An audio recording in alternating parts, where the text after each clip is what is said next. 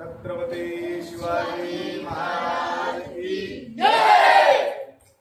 कालच्या भागात आपण कुठं होतो तर बेलसरच्या लढाईत छापा टाकला. छापा टाकून गनेमी गावाने सगळ्या त्या फतेह खानच्या छावणीवरती हल्ला केला. हल्ला केल्यानंतर जास्त जोश मध्ये येऊन जी ध्वजाची तुकडी होती, झेंड्याची तुकडी होती, त्या तुकडीने अतिरेक केला आणि न सांगितलेली योजना काय होती की त्यांनी आतमध्ये घुसायचं नाही, माघार घ्यायची आणि त्यांच्यावरला महाराजांसोबतचे जे मावळे त्यांनी मिळायचं. पण यांनी काय केलं, अति उत्साहामध्ये लढाईत घुसले. त्याच्यामध्ये बरेचसे आपले मावळे शहीद झाले, मारले गेले, पडले. आणि जो झेंडा ज्याच्या हातात होता तो पण पडला. पण कोणी उचलला होता झेंडा? काल नाव सांगितलं ना मी, कान्होजी जेदेंनी तो झेंडा सावरला. आणि त्या तुकडीला इशारा, झेंडा कशा करता राहायचा तुकडीत की समजलं पाहिजे आपल्याला इकडे डायरेक्शनने जायचंय. आणि मग सगळेजणांनी परत माघार घेऊन कुठे गेले, कोणत्या किल्ल्यात गेले? पुरंदर. Very good. पुरंदर मध्ये गेले. आणि पुरंदरवर गेल्यानंतर महाराजांच्या लक्षात आलं की फतेह खान आता डिवचला गेलेला आहे, तो हल्ला करणार. म्हणून पुरंदरावरती रात्रीच विषय झाला की दक्षिण बुर्जावरती, दक्षिण भागेकडून तो आक्रमण करणार आहे. आपलं सैन्य तोडकं मोडकं आहे. सगळ्यांनी रात्रभर काय काम करायचं, बाया माणसं जेवढे गडावर होते त्यांना एकच काम दिलं की ज्याच्या हातात जेवढ्या साईजचा दगड मावेल तेवढे दगड रात्रभर जमा करून ठेवायचे. काय गनिमी गाव होता, त्याला काय म्हणतात, आहे त्या स्थितीसाठी युटिलायझेशन ऑफ वर्क फोर्स. तिथं जे साहित्य उपलब्ध आहे त्याचा वापर कसा करायचा. बघा, शिवाजी महाराजांचे चरित्र फक्त गोष्ट म्हणून किंवा शिवाजी महाराज म्हणून न पाहता मॅनेजमेंट बघा बारीक सारीक. त्यावेळेस महाराजांचं वय होतं 16 ते 18 वर्षाच्या मध्ये, 16, 15, 16, 17 वर्षाचे. आपल्यापैकी किती जण 18 क्रॉस होऊन गेले आहे का आपल्याकडे? हा विचार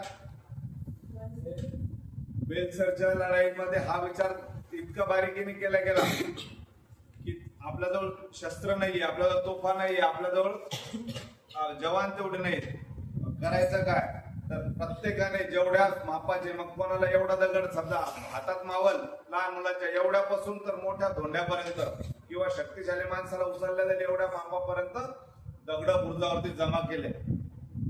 सकाळचा प्रहर झाला. पुरंदरच्या उत्तर बाजूला सकाळी चाल करून फतेह खान येणार हे माहित होतं. तसं त्याचप्रमाणे फतेह खान चाल करून आला. आणि महाराजांनी सांगितलं होतं आम्ही इशारात केल्याशिवाय शत्रूला कोणी काहीच करत नाही. सोपं काम करायचं, स्वस्त शांत बसून राहायचं, शत्रूला येऊ द्यायचं.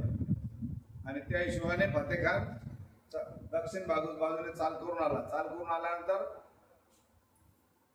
त्याला अर्ध्या टप्प्यात येऊ दिलं, रेंज मध्ये येऊ दिलं. आपण गोळी मारताना काय करतो, बंदुकीची रेंज बघतो. आता गोफन फेकणाऱ्याला त्याची स्वतःची रेंज माहिती का? आपल्याला आता तुम्ही का सकाळी डिस्कस फेकलाय किंवा बॉल फेकताना तुम्हाला रेंज माहित असते तुमचा बॉल कुठपर्यंत जातो. त्या टप्प्यामध्ये रेंज मध्ये येऊ दिलं त्या सगळ्या सैन्याला. आणि सरळ वरून दगडांचा मारा सुरू झाला. ज्याच्या हातात सापडत तसे दगड फेकायला सुरू झाला. इशारा केल्यानंतर तोपर्यंत त्यांना रेंज मध्ये झाला.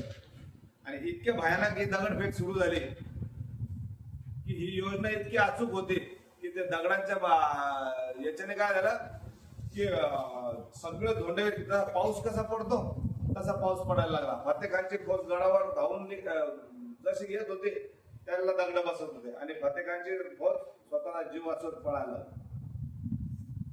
जसे पळायला लागले मोठमोठे दगड त्यांच्यावरती सोडले गेले आणि ती फौज सोडून पळायला लागली. आणि फतेह खानचं जे उरलं सुरलं सैन्य होतं त्याला घेऊन तो पळत सुटला.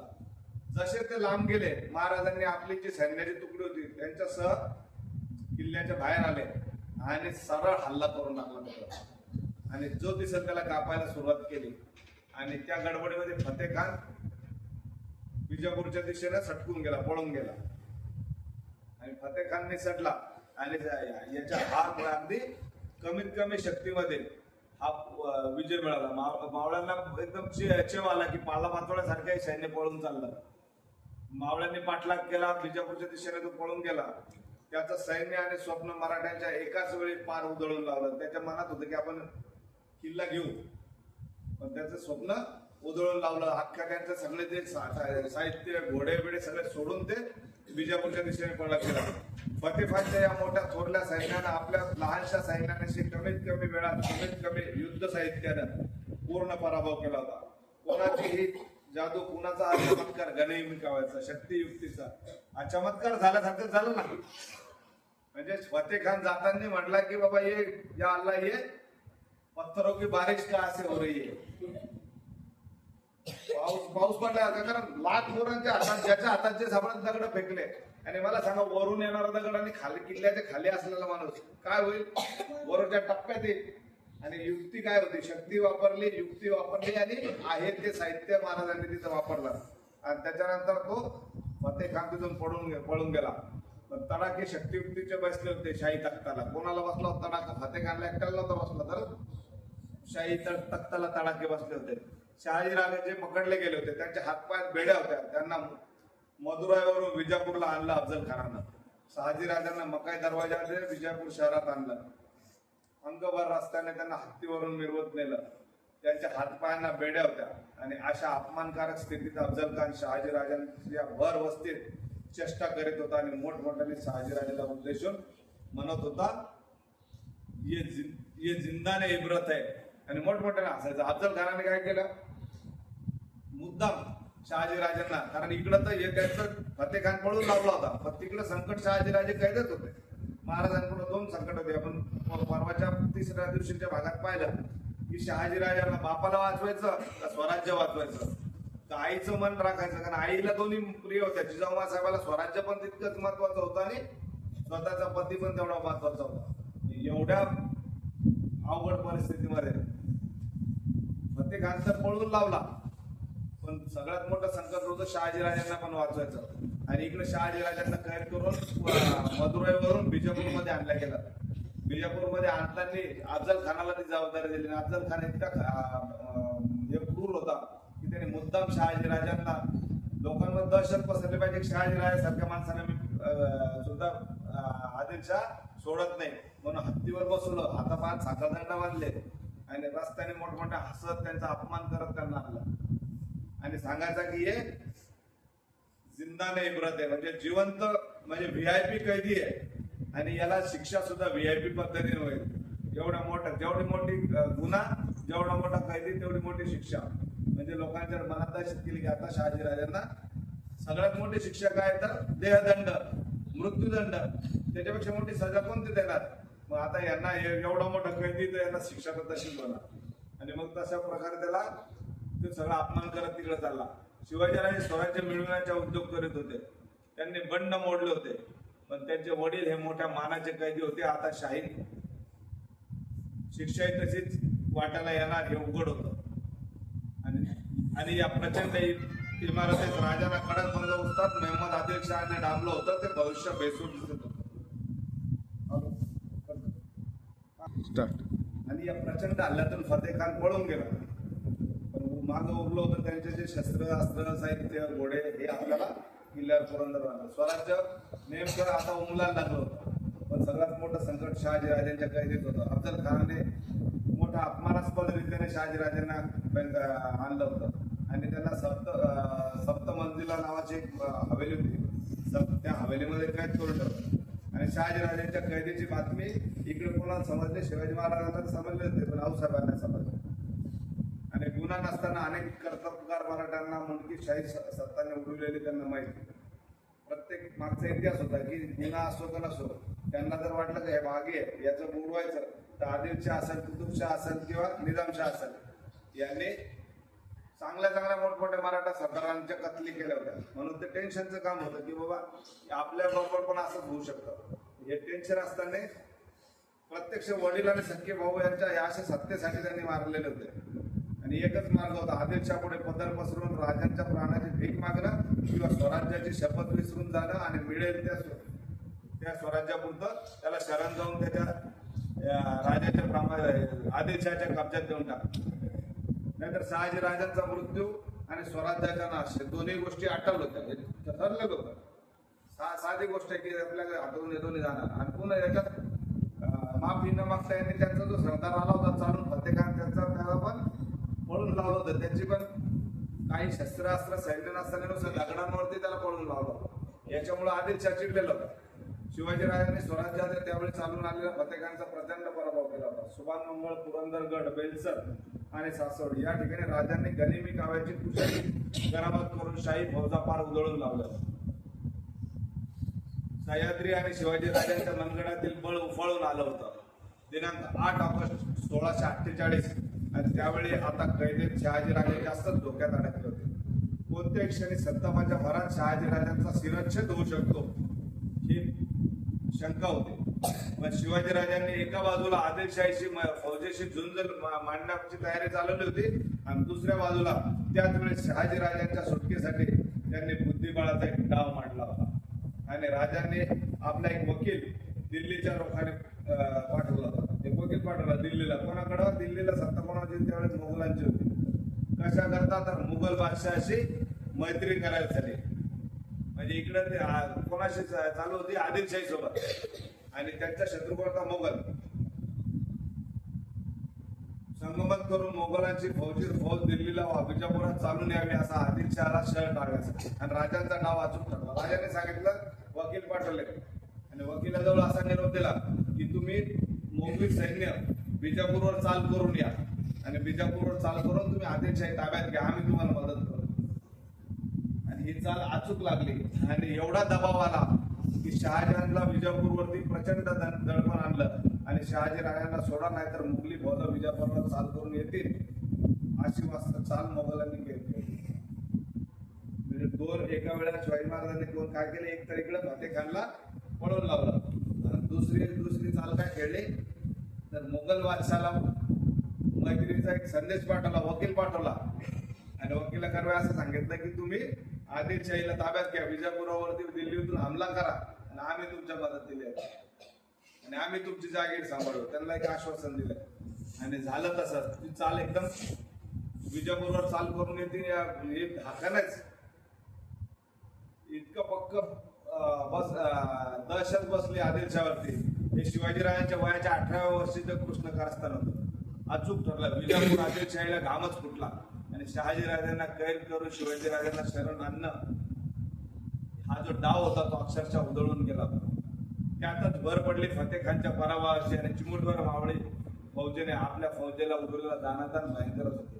मला एक सांगा, एक मोठा राजा आहे, त्याला जर कळलं की लहानशा राज्याने आपल्या मोठ्या फौजेला पळून लावलं बिगर शस्त्राचं बिगराचं, किती अपमानाची गोष्ट आहे. मग हे जर असं करू शकतात आणि इकडून जर मोगली फौज आली तर आपलं राज्य राहणार नाही.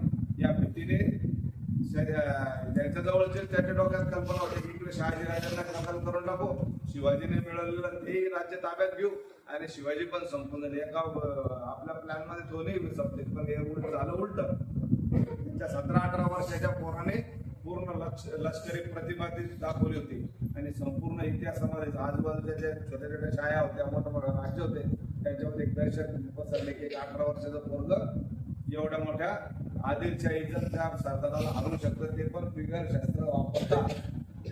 First impression is the best impression. काय झालं? इम्प्रेशन पडलं की एवढे सुभान मंगल गेला, कोंडला गेला, बाकीचे गड पण घेतले आणि आपला फतेखान सारखा सैनिक सगळ्या सैन्यानिशी शेपूट खाली घालून वापस पळून आला. आणि इकडे एवढा दबाव आला की 16 मे 1649 या दिवशी शहाजीराजांचे सन्मानपूर्वक मुक्तता केले. सोडून दिलं शहाजीराजाला. अवघ्या 17-18 वर्षाचे शिवाजीराजांची करामती मनगडात फुलाचे सामर्थ्य प्रयत्नास आलं. वडिलांच्या सुटकेत स्वराज्यही बचावलं. दोन्ही तीर्थरूप किशोर वयाच्या पोरांना विजापूर हातबल केलं होतं आणि सारी करामत पाहून इतिहास चाचपला होता. इतिहासाला तरुण मराठ्यांच्या महत्वाकांक्षा क्षितिजावर संपूर्ण इतिहासामध्ये एक वेगळी घटना घडली. एवढा मोठा पराक्रम महाराजांनी केला होता आणि या पराक्रमामुळे 2 कामं झाले. तर स्वराज्य पण सुरक्षित राहिलं आणि तीर्थरूप शहाजीराजे हे पण सुरक्षित राहिले. पण त्यांनी सोडलं म्हणजे सन्मानपूर्वक जरी सोडलं होतं पण त्यांना त्यांच्या जहागिरीत जायची परवानगी नाही. त्यांना नजर गदेत ठेवलं होतं. याच्या पुढचा भाग आपण उद्या आजच घ्यायचा. विजापूरच्या बादशहाविरुद्ध बंड झाल्यामुळं या रंधमुळे शिवाजी महाराजांचं यश सगळीकडे पसरलं होतं. राजे वडिलांना रागावले, चिडले आणि एक दिवस असंच गडावरती बसले असताना त्यांनी निर्धार केला की मी आता बदला घेणार. पण तरी ते एकटेच बसले. गडावर तिकडे जल्लोष चालू होता, एवढा मोठा विजय मिळाला होता. एकीकडे वडील वाचले होते, दुसरीकडे स्वराज्याला किल्ले मिळाले होते, शस्त्रास्त्र मिळाले होते. शेवटी ते सामने सोडून गेल्यामुळे बरंच साहित्य मिळालं होतं. पण महाराज नाराज होते. एका दगडावर बसून ते पोट तिडकीने म्हणत होते की शहाजी महाराजांसारखा, आबासाहेबांसारखा एवढा मुत्सद्दी माणूस असा गाफील कस काय राहिला. त्यांनी असं करायला नव्हतं पाहिजे, एवढं संकट आणायला नव्हतं पाहिजे. आम्ही एवढं पोट तिडकीने कष्टाने कमावलेलं स्वराज्य यांनी. आणि या समझोत्यामध्ये एक अजून गोष्ट घडली होती की कोंढाणा किल्ला हा शहाजीराजांच्या शब्दा खातर आदिलशाला देऊन टाकावा लागला.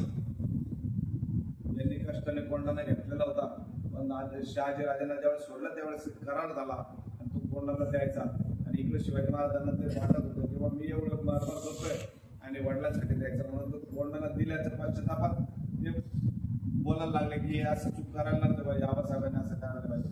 पण त्यांचे जे वकील होते